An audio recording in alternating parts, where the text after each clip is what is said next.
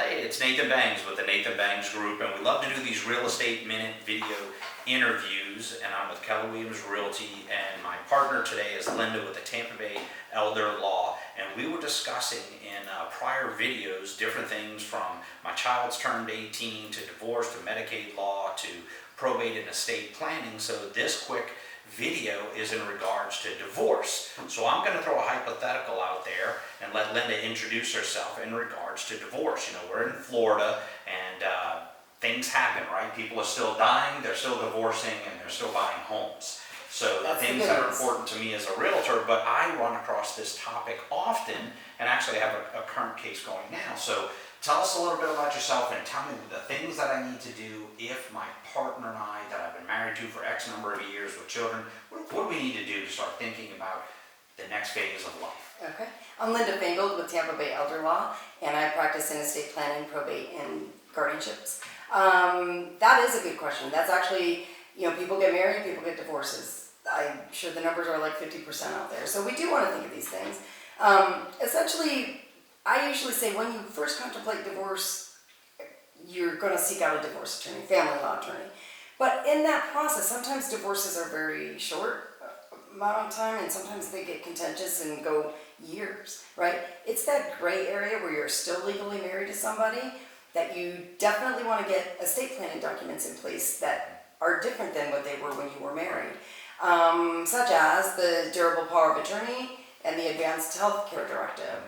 Because think about it, if you're getting divorced from somebody and they were able to make medical decisions for you before, you don't want them to be able to make medical decisions. You're fighting and arguing, things aren't good. It's not an amicable divorce, and I get in a car accident, and that person's making decisions.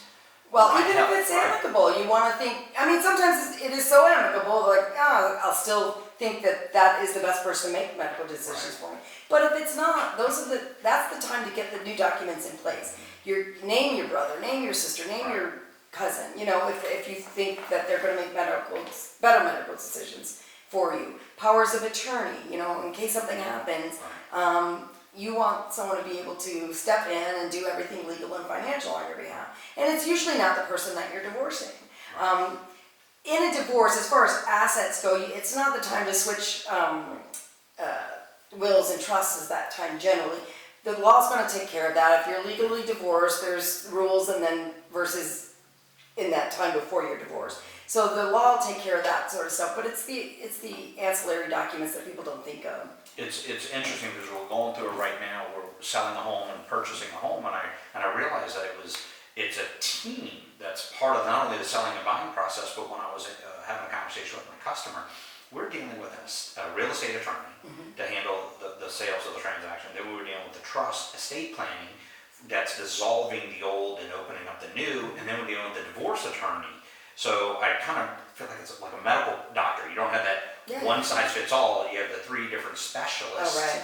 And I'm over here as the real estate professional, and I guess I call it brokering. I'm brokering all three relationships, making sure we're winding down to the final road. And it's been an interesting learning process for me because I'm going, the divorce attorney needs to factor in the real estate into the conversation, but the trust attorney, they're buying a new home but we can't buy it in the old trust, we got the new trust, and then we're dealing with the real estate attorney who's helping the process of transferring the title. Yeah. So it's been an interesting topic, so I'm so glad I was able to bring this to you and say, how do we prepare exactly in the divorce conversation? But it sounds like, well, it is. It's almost like a ballet, right? Everything has to work together, but you as the real estate professional, at the end of the day, you want to make sure all that titling is correct because you don't want to have to redo or undo something because you didn't take into consideration the family law attorney, the trust attorney,